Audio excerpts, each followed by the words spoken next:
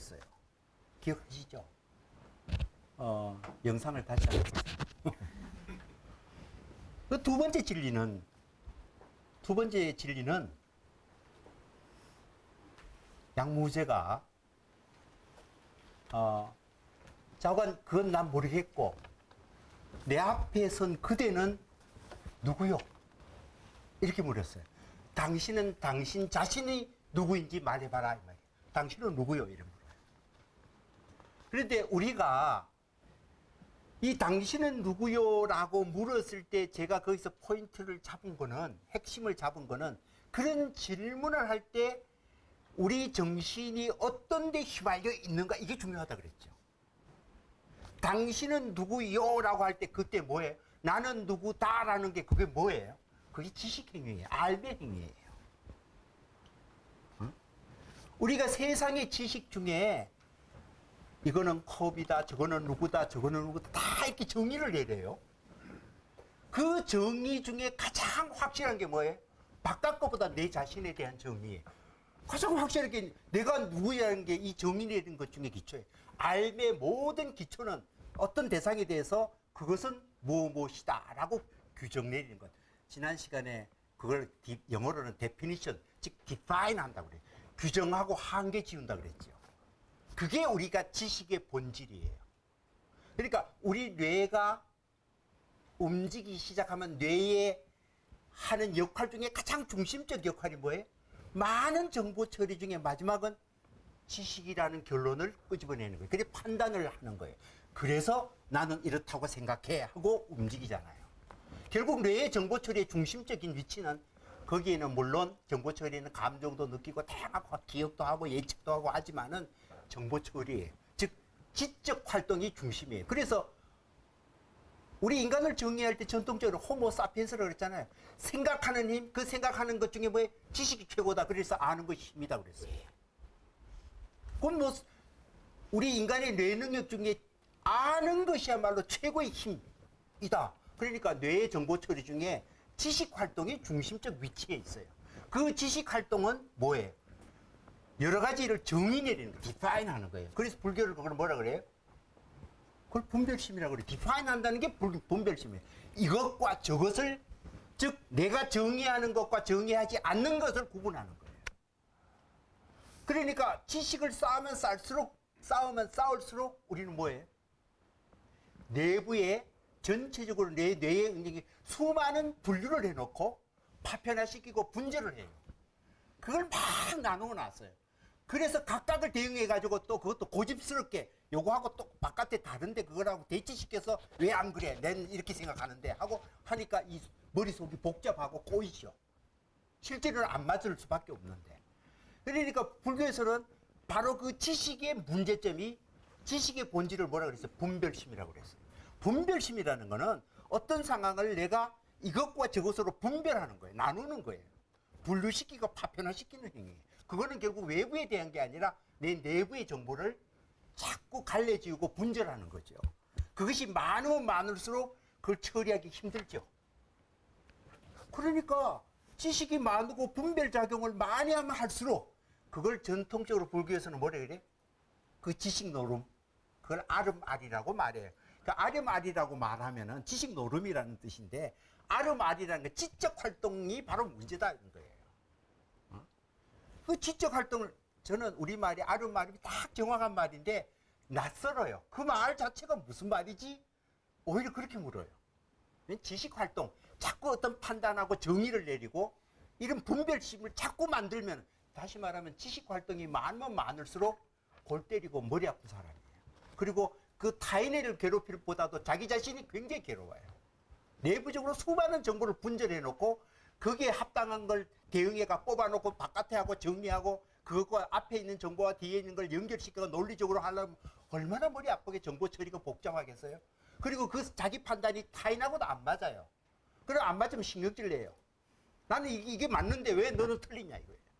맞을 리가 없죠. 세상에 어떻게 맞아요 그게. 그러니까 논리적으로 정교할수록 정보가 많을수록 자기를 괴롭힐 만한 타인까지 괴롭혀요. 가까운 사람 괴롭히죠. 그러니까 일칙은 뭐예요? 일칙은 왜 그렇게 생각하냐 이거예요.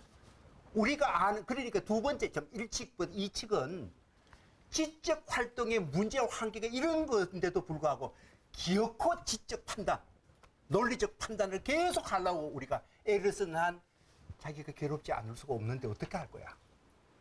이게 이제 불교에서 지적하는 거고 이 선불교에서. 그래서 그 지식 활동에 가장 우리가 그거 문제점을 노출할 수 있는 게 뭐예요? 바깥의 것보다도 자기 자신이, 왜냐하면 내가 내 자신이 돌아가는 것은 내가 규정하기 제일, 내 안에 거를 내가 포획해가지고 하기 제일 좋잖아요. 그러니까 너는 누구냐 하면 우리가 지식의 정의 중에 가장 가까운 거는 뭐예요? 자기 자신에 대한 정의예요. 그럼 너가 누군지 정의 한번 내려봐. 그러니까 순간순간에 달라진 나를 어떻게 고정화시키고 규정을 해요? 정의할 수 없지요. 그것이 우리 뇌가 흘러가는 정상적인 모습이고 솔직한 그대로의 모습이에요. 그러니까 우리가 정의를 안 내리면 그게 뭐야? 죽도 밥도 아니고 그럼 뭐 어쩌란 말이야? 우리는 당장 그렇게 이야기해요. 그게 바로 문제라는 걸 생각 안 해요. 뭔가 규정을 하고 결정이 돼야 된다고 생각했죠. 우리가 그런 강박관념에 시달리고 있어요. 우리가 얼마나 불행하냐 이 말이에요. 예, 그 얘기가, 그래서 달마가 나는 내 모르겠다라는 얘기는 아니 니까짓 거 뭐 그래도 나는 뭐 몰라 이렇게 말한 게 아니죠. 이 선사들은 언어의 문제점, 언어에 매몰된 우리 사고의 그 문제점을 다른 방법도 쓰지만 주로 언어를 통해서 그 사람이 언어 속에 매몰된 그 한계점을 정확하게 지적해줘요. 너가 규정을 내리고 안다라는 것을 끝까지 추구하는 한 너는 끝없이 괴로울 거다. 그래서 모르겠다라는 걸 편안하게 인정해라. 그러면 너 언어의 구속에서 벗어날 거다. 그래서 자비를 베풀어 준 거예요. 대응해 준 거죠.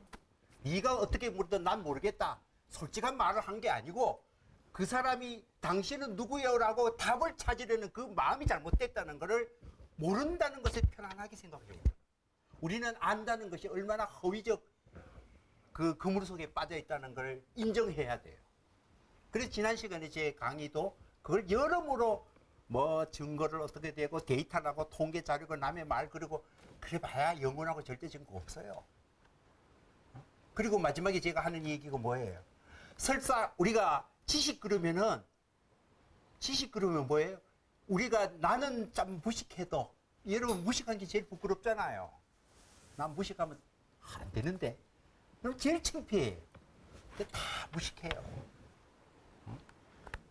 그런데 우리는 그런 것 중에 지식이 많고 더구나 자기 내부의 문제가 아니고 외부적으로 이거는 과학적 지식, 보편 타당한 지식, 많은 사람이 동의하고 이거 다 하고 들이밀어가 너 왜 이거 안 돼? 이게 과학적 지식인데 증거가 있는데 그렇게 얘기하잖아요.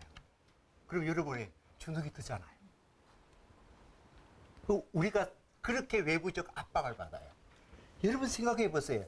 제가 이 선불교가 하는 거는 외부의 국가 전체의 문제가 아니고 외부 그런 구조 속에 사는 내 개인의 삶의 내재적 의미를, 내가 지금 얼마나 무슨 생각을 하고 이렇게 외부적 압박과 이런 내 스스로가 만든 울타리 속에 내가 괴로워할 거 있는가? 치유는 내밖에 할 수 없어요. 내 정신이 거기에 얽혀 있으니까. 그러면은 외부적으로 객관적이다, 과학적 지식이다 와도 그것이 내 삶에 전혀 아니라면은 우리 거절할 줄 알아야 돼. 그런데 우리는 그 권위에 일단 주눅이 들어요. 아, 과학적 지식인데? 아인슈타인이 말했는데? 과학적 지식이 여러분 삶을 구제해 주나요? 하등에 관계없어요. 자신의, 그러니까 제가 마지막에 어떤 이야기하면 과학적 지식이 아니라고 덜 완전하도 내가 그때 사람과의 가장 덜, 그게 내인데 편하게 하면 그게 자기인데 삶을 도와주는 거예요. 내 삶이 아닌 모든 사람이 동의하는 진리가 내 삶이 어떻게 구원해 준다고 봐요. 다른 문제예요. 내 삶의 과정, 내재적인 의미에서는 객관적이고 다 통용이 된다는 것은 강요예요. 우리가 그런 데서부터 정신이 자유로워야죠. 그게 지난 시간에 얘기한 바입니다. 그리고 이제 오늘은 두 번째 그 후속하는 일칙에 이어서 물을 좀 마시고 할게요. 일칙에 그래서 달마가 그 양무지하고 그래 주고받고 한 다음에 가버리잖아요. 그 위나라로 가버려요. 간 다음에 그 양무제가 다른 스님, 그 지공 스님이라는 분하고 만나서 그렇게 물어요. 옛날에 내가 달마라는 분하고 주고받고 이런 문제를 하고 갔는데 그런 일이 있었다. 그러니까 그 사람 그 얘기하니까 그 지공이 뭐라고 했냐면은 이제는 그분에 대해서 이제는 아십니까? 어떤 분인지 아십니까? 라고 물었어요. 그러니까 나 모르겠다 그분이. 이때 모르겠다라는 것은 차원이 다른 문제죠. 그건 뭐 지금 설명할 지금 그냥 상식적으로 생각하면 돼. 우리 보통 뭐 그 사람이 누군지 내가 어떻게 알아? 뭐 이런 얘기예요. 그냥 너무 심각하게 생각할 거 없어요. 다만 앞에 거는 자기 자신에 대한 규정이고 이거는 타인에 대한 규정이에요. 우리는 뭐 타인이 그 사람 누군지 알아? 잘 몰라. 이거 다 그렇게 얘기하죠. 그런데 그래서 지공 스님이 뭐라고 얘기하냐면은 그분은 관음대사요. 관음대사요. 또 전불시민, 부처의 참마음을 전해주는 분이다. 그렇게 양무지가 깜짝 놀라는 거예요. 거기서 재밌는 용어가 있어요. 관음대사라고 한문으로 이렇게 보였는데 그게 관세음보살이라는 뜻이에요.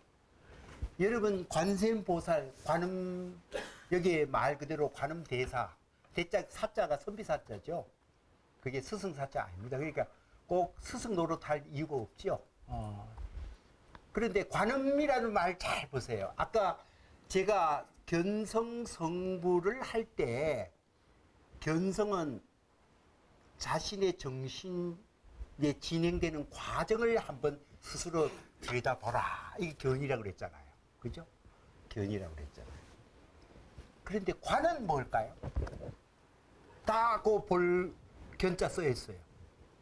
각도 밑에 있고 관은 옆에 있어요.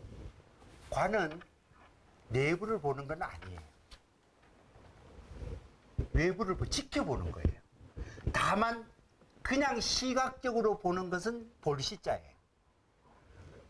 다만 그걸 관찰하다가 할 때 그죠? 관자는 그 내면을 좀 통찰하는, 지켜봐가지고 가만히 지켜봐가지고 보는 게 관이에요. 그런데 관음이라고 그래요. 여러분들이 어떤 사람이 말을 하면은 그 말을 어떻게 보나요? 관어해야 맞잖아요. 관언해야 맞잖아요. 근데 음이라고 그래요. 그래서 제가 첫 시간에 우리 인간이 뇌의 정보 처리를 내부 미디어를 하나 발견했는 게 소리라는 음성을, 인간은 여러 가지 동물처럼 소리 낼 수 있어요. 저 앵무새가 얼마나 소리 잘 내요. 그렇지만 그거 분절 못해요. 인간처럼 언어로 발전 못해요. 소리의 분할은 많이 되는데, 그래서 사람은 소리라는 미디어를 분할을 해가지고 그 문법을 만들어요. 그 언어를 만드는 거예요.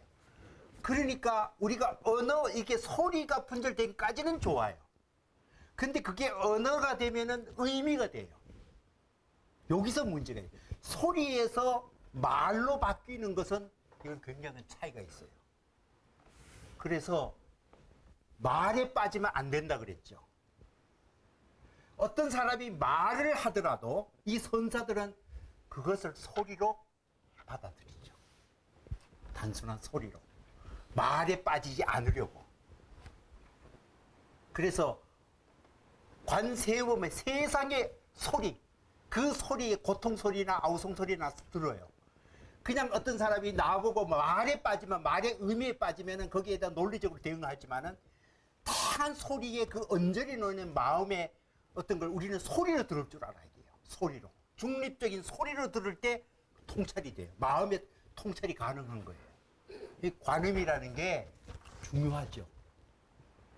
그러니까 어떤 사람이 우리가 뇌에서 일어나는 정보 처리가 디스플레이, 바깥에 모니터로 밖에 나오는데 가장 좋은 게 초기에는 뭐예요? 소리였어요.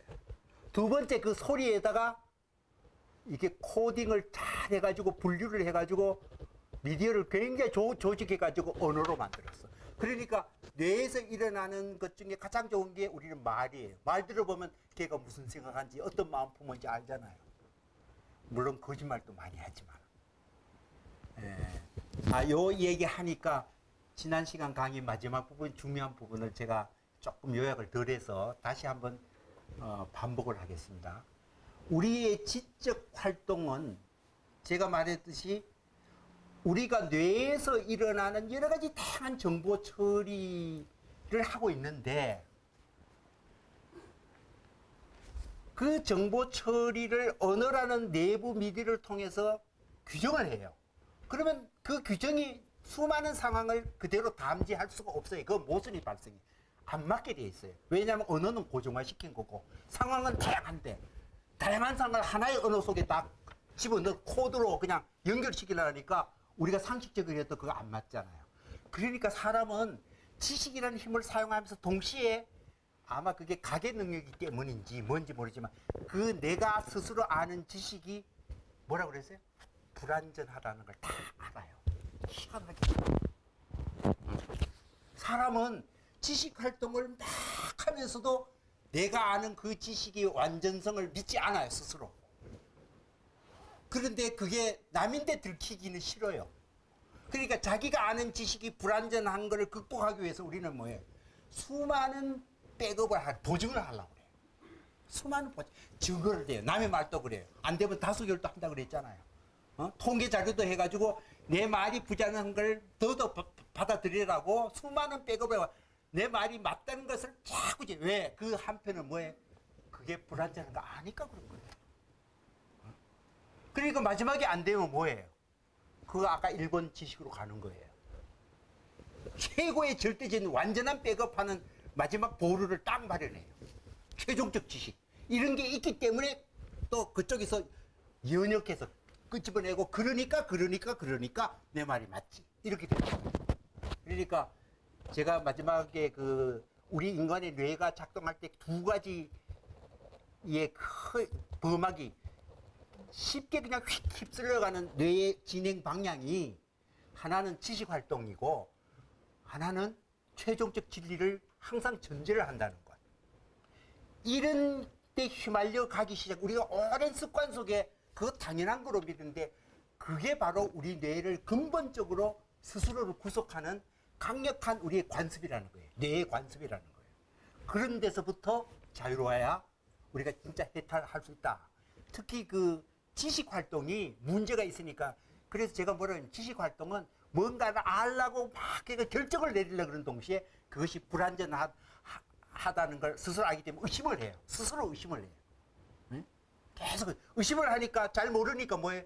앞으로 다가올 문제가 불안하니까 뭐예요? 두려워해요. 그 두려움을 백업하기 위해서 보증을 하려고 무지하게 했어.